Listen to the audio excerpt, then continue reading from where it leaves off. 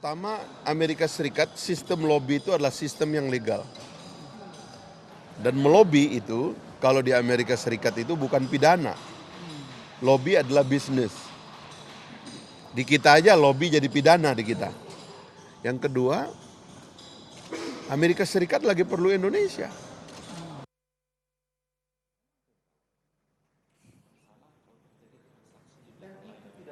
Kita lanjutkan kembali.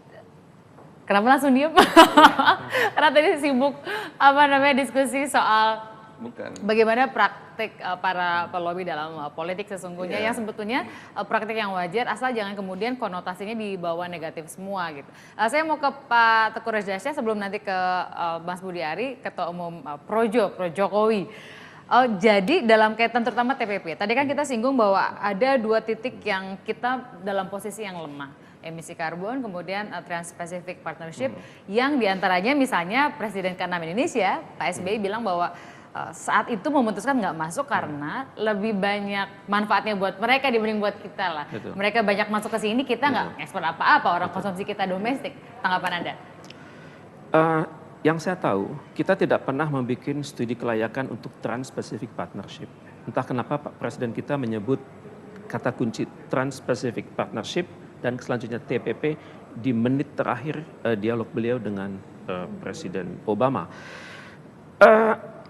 Mungkin ini blunder ya, mungkin blunder karena tidak pernah kita bikin studi kelayakan TPP, kami dari kalangan akademis tidak pernah tersosialisasikan apa itu TPP. Yang kami lakukan studi di kalangan akademis adalah TPP berpotensi menghancurkan ekonomi Indonesia. Antara lain badan usaha milik negara harus bertarung besar-besaran dengan raksasa multinational corporation Amerika. Kemudian kita tidak bisa lagi mensubsidi BUMN kita. Tapi itu kan kemudian dibandingkan dengan negara Asia Tenggara lain yang sudah masuk, ada Vietnam. Singapura di sana, Vietnam bahkan yang harusnya lebih kecil dibanding kita, katakanlah kemampuan ekonomi bahkan berani. Apakah gara-gara itu kita jadi tertantang gutsnya, tertantang nyalinya untuk gabung ke Trans-Pacific Partnership? Statement yang dibuat Presiden Jokowi bukan itu hanya sebuah statement, akan itu nggak berarti ada time frame. Tidak ada roadmap, tidak ada komitmen beliau untuk menggerakkan eksekutif untuk masuk TPP, enggak ada. Jadi ini baru sebatas akan. Dalam kaitan diplomasi itu akan ditangkap apa oleh si lawan bicara? Dalam hal ini Presiden Obama. Obama lama di Indonesia, 10 tahun pertama dia di Indonesia. Tentunya dia mengerti dong, Indonesia ini ekonomi terbesar di ASEAN. Dan kita punya kecenderungan maju dan mundur. Ekonomi kita terus terang belum siap. Apa itu maju mundur tuh? Takutnya orang mikirnya Syahrini ya. Ya, seringkali kita bikin sebuah komitmen. Seringkali kita tidak full speed, lari kencang dengan komitmen tersebut. Karena kita harus akui dong, masyarakat kita heterogen. Masyarakat yang sedang yang belum maju ada, sedang belajar ada. Kalau ekonomi itu mengatakan traditional society ada. Kemudian pre-industrial society ada, industrial society ada, take off ada, kemudian masyarakat yang mass consumption ada. Kalau Amerika menggunakan teori 5 stages of economic development, 5-5-nya itu ada di Indonesia. Dan untuk mengkombinasikan yang 5 ini susah, apalagi jelat-jelat pemilu. Pembangunan ekonomi begitu ya. Baik, saya sekarang akan ajak Anda untuk mendengarkan pernyataan juga dari Mas Budi Ari sebagai Ketua Umum Pro Jokowi. Selamat malam Mas Budi Ari. Selamat malam, Pak Tina. Iya, kita tidak bisa bergabung di sini. Ada Bang Effendi, ada Pak Teguh Rajasya. Selamat malam, Pak Tina. Ya, kita diskusi di sini soal rumor adanya penggunaan jasa maklar politik. Kemudian sudah dibantah oleh pemerintah, oleh Menlu, oleh Menko Polhukam. Dan Bang Effendi mengatakan bahwa kalau yang digunakan adalah jasa pelobi resmi, itu adalah hal yang wajar selama bukan konotasi negatif maklar atau calo. Anda punya tanggapan teman-teman yang selalu 100%, 1000% dukung Presiden Jokowi? Gini, kita jangan merendahkan bangsa kita sebagai bangsa. Bangsa kita ini, negara kita ini 250 juta. Hubungan kita dengan Amerika Serikat itu adalah hubungan saling bergantung. Amerika bergantung ke Indonesia.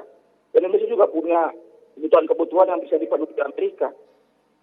Jadi kita jangan seolah-olah ini hubungan pemerintah Republik Indonesia dan pemerintah Amerika dimediasi oleh broker atau konsultan PR.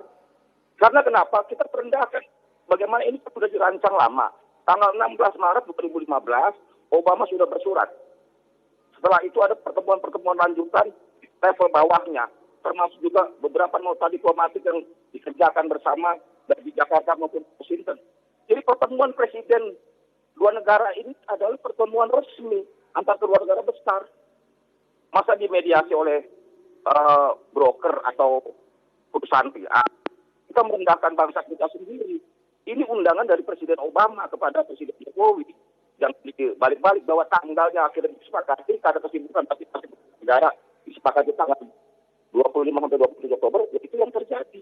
Tetapi persiapannya di level teknis sudah terjadi. Nota diplomatik berkali-kali, termasuk pembahasan-pembahasan.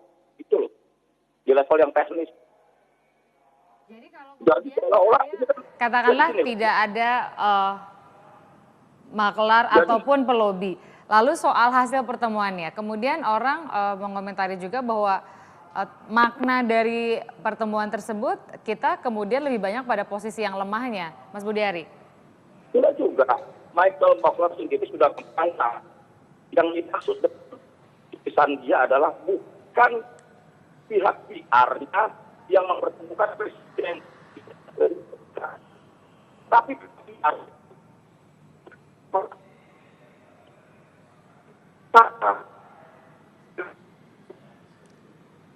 Pembicaraan bisnis yang sifatnya lebih teknis. Dan kita harus cari tahu bahwa ini siapa yang dimaksud. Jadi Michael Bauer sendiri sudah membantah dalam wawancaranya di BBC bahwa dia tidak mengatakan bahwa pertemuan Presiden Indonesia dan Presiden Obama, Presiden Jokowi dan Obama ini dimediasi oleh calo. Dia membantah maksudnya bukan itu. Tetapi bahwa ada uang keluar dari pihak tertentu di Indonesia atau perusahaan dari Amerika atau dari apapun terhadap perusahaan PR ini, RR Partner ini. Nah, sekarang kita harus lihat itu. Jadi jangan merendahkan pertemuan Presiden RI dan Presiden Amerika ini di mediasi calo dong. Ini negara berdaulat sama negara berdaulat. Oke, baik. Ya, terima kasih banyak Mas Budiari sudah bersama dengan kami. Walaupun tadi komunikasinya agak terputus-putus karena sinyal komunikasi kelihatannya. Terima kasih, selamat malam. Saya lanjutkan ke Bang Effendi Simbolon bahwa kan betul seperti Pak Reza bilang bahwa si Pereira juga kan nggak bilang bahwa dia dikasih tugas, jangan-jangan kepintaran sendiri gitu loh, mengambil inisiatif melakukan ini, tapi yang kita lihat sekarang adalah kan kelanjutan dari pertemuan. Tadi kita singgung ada TPP, emisi, kemudian pertahanan, lalu poros Jakarta Beijing. Jadi sebetulnya kalau kita mau menegaskan, kita tuh ada di mana sekarang? Di masa-masa akhir pemerintahan SBY kita sudah sering nanya nih, Indonesia tuh cenderung kemana sih? Cina, ke Tiongkok, atau ke Amerika menurut Anda? Ya, kembali ke masalah apakah ada peran di luar dari Kementerian Luar Negeri dan juga kementerian terkait lainnya dalam kaitan hubungan Indonesia dengan Amerika atau hubungan Indonesia dengan negara manapun ya, khususnya bila ketika ada akan kunjungan presiden. Saya kira sah-sah saja kok. Mereka juga datang ke Indonesia, mereka ada I.O. kok, ada konsultan. Jadi kalau mereka sudah official courtesy dengan kepala negara kita atau presiden kita, selanjutnya kan ada ladies program. Itu memang yang nge-range itu ada kombinasi antara jalur official dengan yang disebut dengan konsultan. Kita jangan kemudian terlalu defensif membela-bela. Dan ini sekali lagi tidak diartikan ya, tolong dimaknai, tidak diartikan merendahkan posisi tawar bangsa. Seolah-olah di bawah-bawah bangsa, jangan juga lah. Apalagi merendahkan harkat daripada martabat presiden.